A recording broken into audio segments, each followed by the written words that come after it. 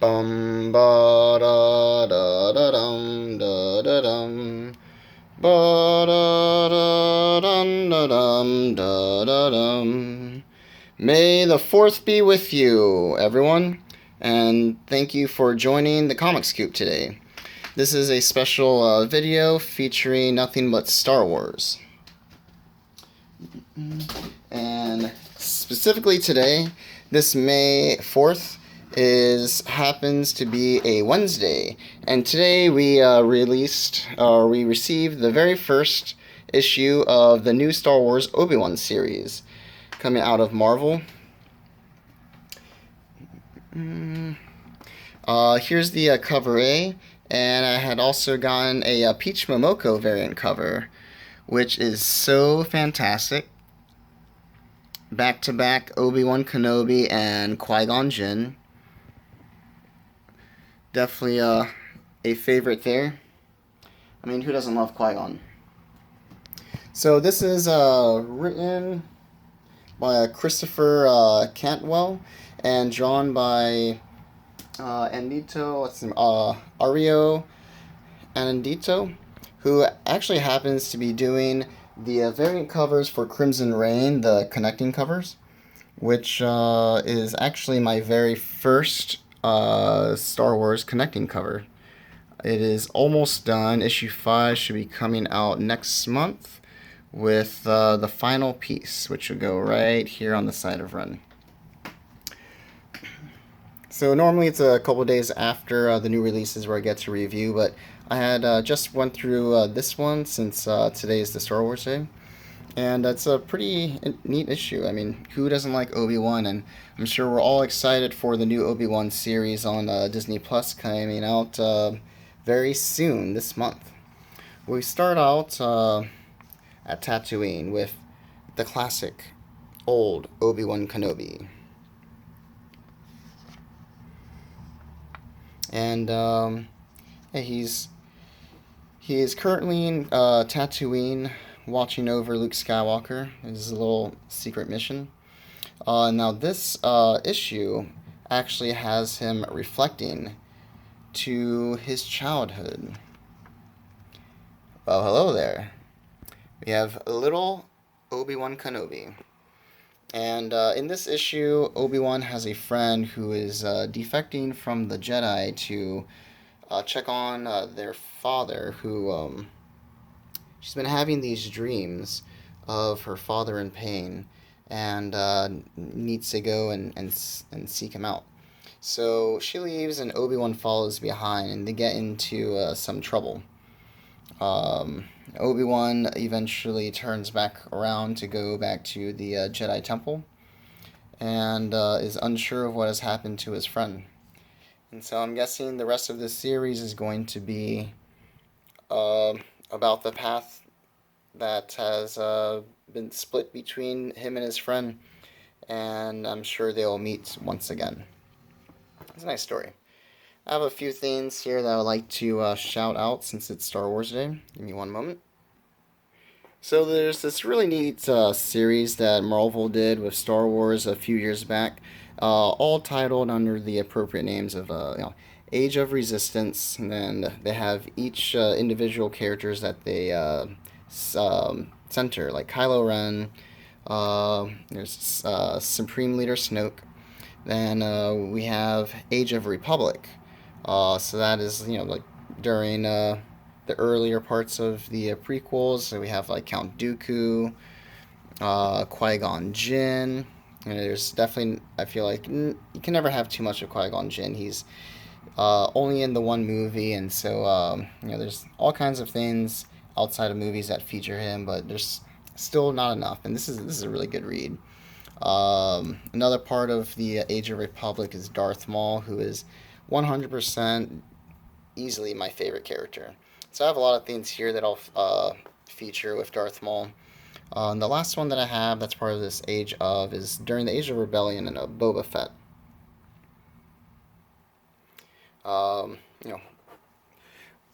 Gives a nice little palate cleanser between all the Force users. And speaking of Force user palate cleanser, A series that was a pretty neat read is called the Bounty Hunters, and it's these group of bounty hunters, and it was a pretty cool series. I read like the first arc. I know he eventually ties into more of the other stories with like the War of Bounty Hunters.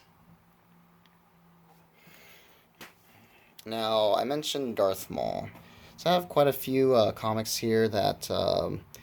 Now this one was great, Darth Maul Death Sentence. This was back when Star Wars was with Dark Horse Comics. They were with Dark Horse Comics for quite a few years until Disney bought Lucas Films and went with Marvel. But yeah, it was a cool series. It takes place during the Clone Wars, where Darth Maul has his apprentice and brother Savage Opress along with him. And sticking within that same timeline, here's the very first issue of like Marvel's Darth Maul. And that was a good one. Um, if any of you were a fan of the TV series The Clone Wars, and wanted to know what happened with Darth Maul when Sidious had captured him. And if you had watched the newest season, season 7, we see that Darth Maul back on his own running the crime syndicates. Now, there's a really great comic series or a graphic novel that covers that, and that's called The Son of Dathomir. There it is. The Son of Dathomir. This is absolutely fantastic. Let's see, I forgot to double check, but let's see. Written by Jeremy Barlow and pencils of Juan Frigeri. This one's great. So it's actually based on some of the scripts of what was supposed to be part of the Clone Wars before the show ended. And it starts off with Darth Maul in the captivity of Sidious. And it shows how he is broken out with the members of the Death Watch, who he is leading since he is technically the leader of Mandalore, possessing the black saber. Now, this is a really cool. This is a really cool series. Highly recommend. Darth Maul, Son of Dathomir. We get to see Darth Maul take on Count Dooku and another great character like General Grievous. Try to find a good page here of that. Using both his double saber and the ever so rare dark saber. He, with the guidance of Mother Talzin, he kidnaps Count Dooku himself and basically tries to turn him against Lord Sidious, since Maul's real focus is getting vengeance against his master, who just kind of threw him away. And this is a really great story. Nice lead up to season 7. Now, if speaking of more about fleshing out the Clone Wars, now this isn't a comic, but I highly recommend Star Wars Dark Disciple by Christie Golden.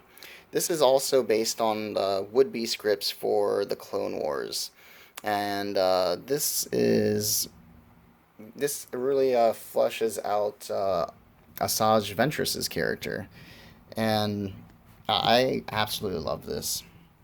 We have Quaylen Voss, who's a Jedi Master, and he is sent by the Council to gain the trust of Ventress, so the two of them can assassinate Count Dooku. Kind of crossing lines that Jedi don't necessarily do, but at this point in the Clone Wars, they're desperate. The two of them form a very special bond, and you get a real good inside of Ventress's head on where she came from, how she became the person we had knew in the Clone Wars and thereafter. It's a really great story.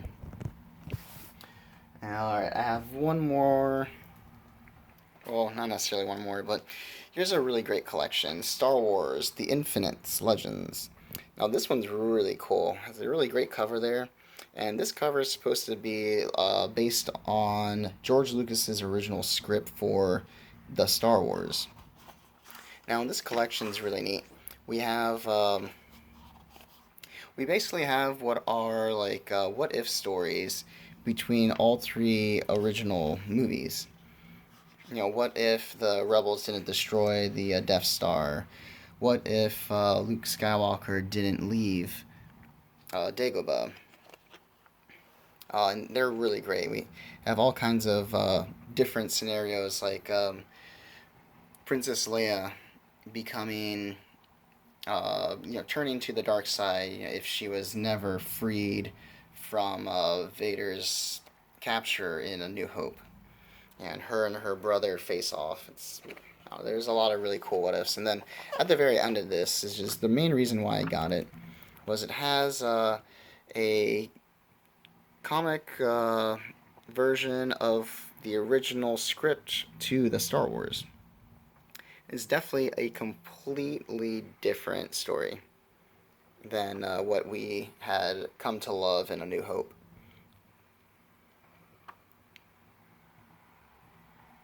It's it's definitely a really cool thing to check out if you are a fan of the Star Wars.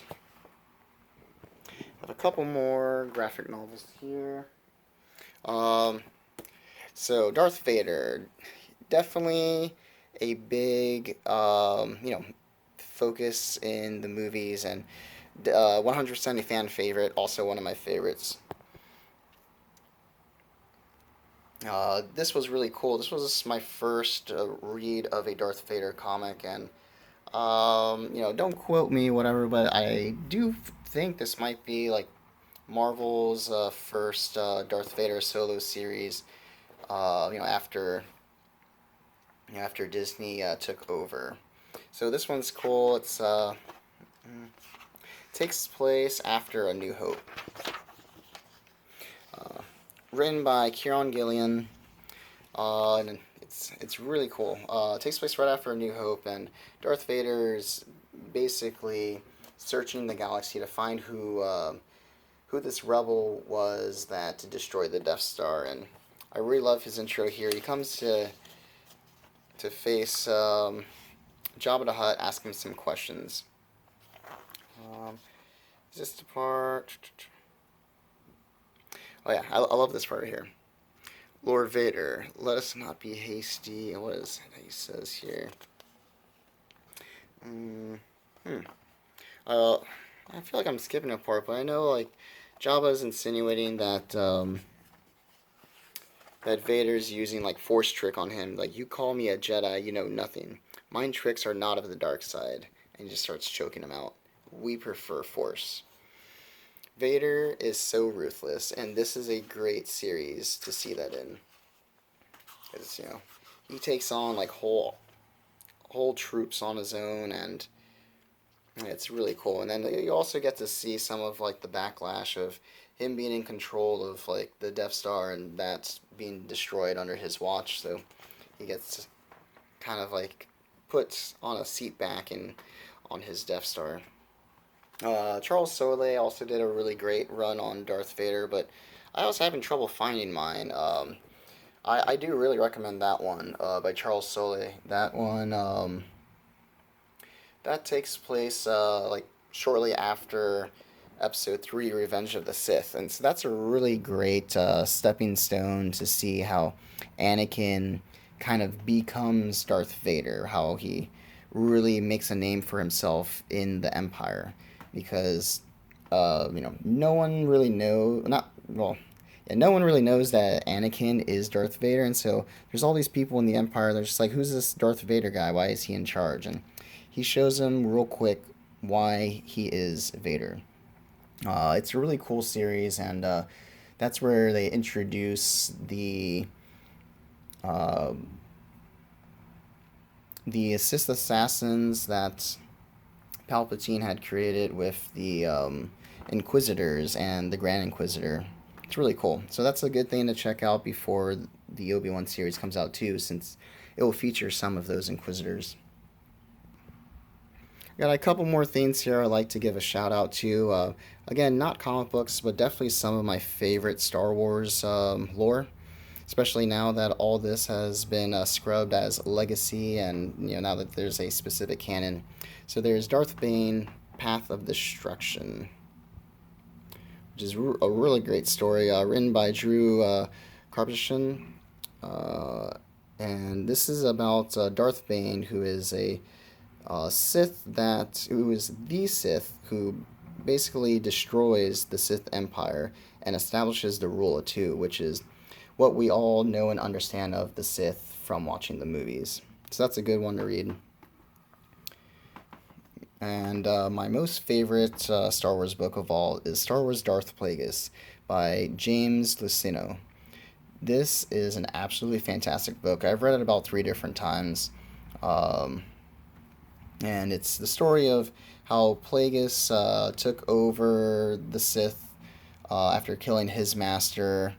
And we get to see him recruit Palpatine as his apprentice, and we get to watch Palpatine become the Sidious that we know, and we get all these nice little great like fan service things of seeing the slow stepping stones that lead into the Clone Wars and how the two of them orchestrate it all. So yeah, that's definitely a top one. So that's about it for my thing. I have all kinds of things that I can show you guys. We'll be here forever. The current Darth Vader series is really neat. Here's a good one where by Greg Peck, issue 11, where Darth Vader actually goes to Exegol. So it's kind of neat to see a planet that is that we never hear about up until the final movie and the sequels, and they give it a little bit more life in the comic series. And again about Darth Maul, not a comic book, but this is a really cool book. It's Darth Maul. It's by Scholastic, so it's definitely catered to a more younger audience. This is probably the first Star Wars book I've ever read. Great cover there. It is The Wrath of Maul, and this one's really cool. It came with this nice jacket that came on there, and we get to see the training of Darth Maul, starting from his youngest years, and it leads him all the way up to his last moments on Naboo when Obi-Wan slices him in half. So that's a really cool story to read. Well, everyone, that's all for my Star Wars video. Here's a great cover I'm sure you'd all appreciate. This is one of the most famous lines in there. These aren't the droids you're looking for. Yeah.